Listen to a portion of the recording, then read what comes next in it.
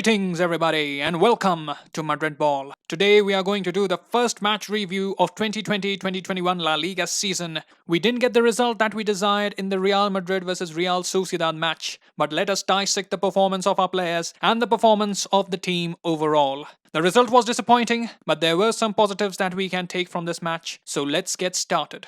First of all, going into this match, I was actually a bit concerned about the fitness of our players. Obviously, we didn't have a normal pre-season. Usually, we used to play a few friendlies to get the players back in shape and get the optimum fitness level before the competitive La Liga matches begin. But this time, we didn't have those friendlies. We had one friendly against Granada on which we didn't even see proper reporting done. Half of the Real Madrid fan base didn't even know that a friendly had taken place. Yes, Real did score 6 in the match and Benzema scored 4. But is just one friendly enough before the start of the season, that too going up against a tough side like Real Sociedad, who already had played 3 friendlies and one La Liga match against Valladolid? Although I don't think Sociedad were looking more lively or sharper than Real Madrid, but I just think had we played 2 more friendlies before the La Liga season, we would have been up to pace, a bit more sharper, and that could have made all the difference. We had one friendly cancelled due to some unforeseen event, but surely if Barcelona can play 3 friendlies before the start of the season, so shall we. We can't give this excuse that we ended the season late. Guess what? So did our rivals in the Champions League, and maybe that was the reason why we dropped 2 points in the first match of the season.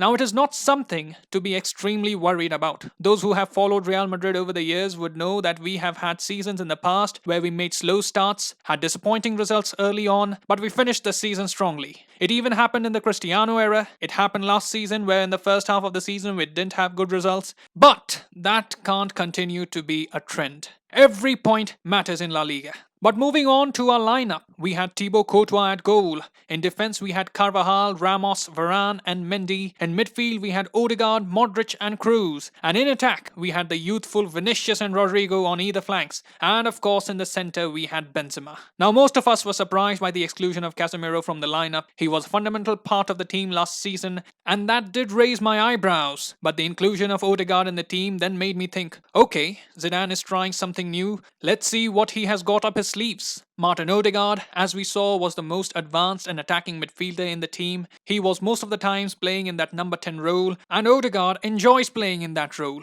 There were times when he pulled off some good moves where Benzema was involved as well, and he was the one in our midfield who was pressing the most, and frankly speaking, I liked what I saw from Martin Odegaard. He stuck to his position and carried out Zidane's instructions well. Toni Kroos was given the responsibility to fill in for Casemiro, and he did decently well covering up for the tenacious play that Casemiro gives us in the defensive midfield role. And Toni also tried a few shots from outside the box, trying something different when the goal was not coming. Real Madrid started the game well. First 20 minutes, Real were the more dominant side. In fact, in the first half, we were the better side. We had more control over the tempo of the game. Vinicius was making some good runs on the flanks. But the problem here is that we only get good runs from Vinicius. I just hope he can improve on his end product, the final ball which he is unable to execute many a times. Rodrigo had a more subdued performance compared to Vinicius. We had more shots in the first half. We had an incident in the 35th minute. A cross was whipped in and Ramos was in the penalty area. He had a shot at goal which was blocked by the Sociedad man, and a few handball appeals were made but nothing was given.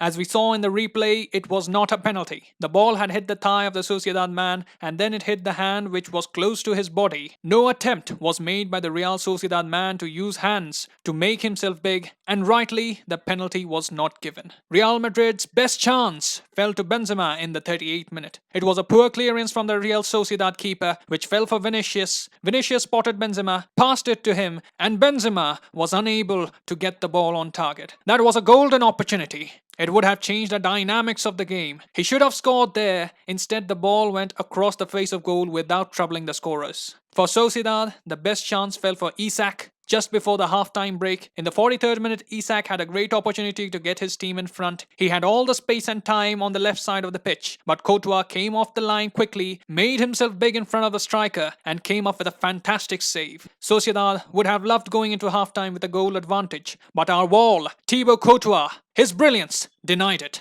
Now coming to the second half, to simply put it, it was just boring. Real Sociedad had started the second half well, but Real Madrid were lacking energy, they couldn't create much, neither of the teams created much in the second half. It was just like players were going through the motions. Around the 70th minute mark we had some changes. Odegaard and Modric were taken off for Valverde and Casemiro, and then came on a youngster named Marvin Park. Great moment for him. He made his La Liga debut alongside Arribas, who came on towards the final few minutes of the game. As you know, the 5-goal rule is still applicable this season, but as Zidane was making those subs, I was hoping we can see Luka Jovic get a few minutes as well. The game was in balance. We needed someone who could score a goal for us, and it was surprising that Luka Jovic was overlooked yet again. Benzema was not firing. We needed someone who could put the ball at the back of the net, and Jovic looked like the best option at that moment. It would not do any good to Jovic, seeing that in spite of having 5-sub rule, he could not get on the pitch. I just hope it does not affect his confidence much,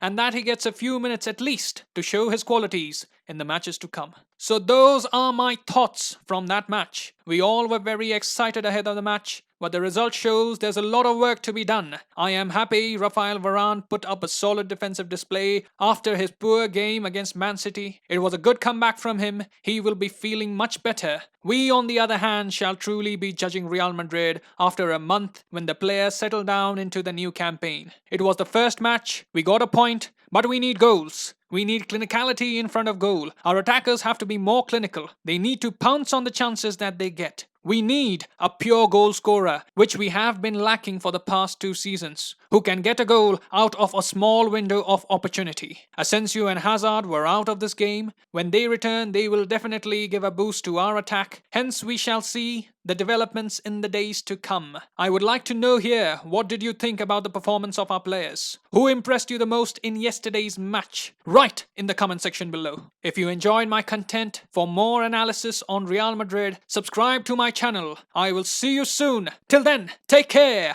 And as always, Hala Madrid. Yeah.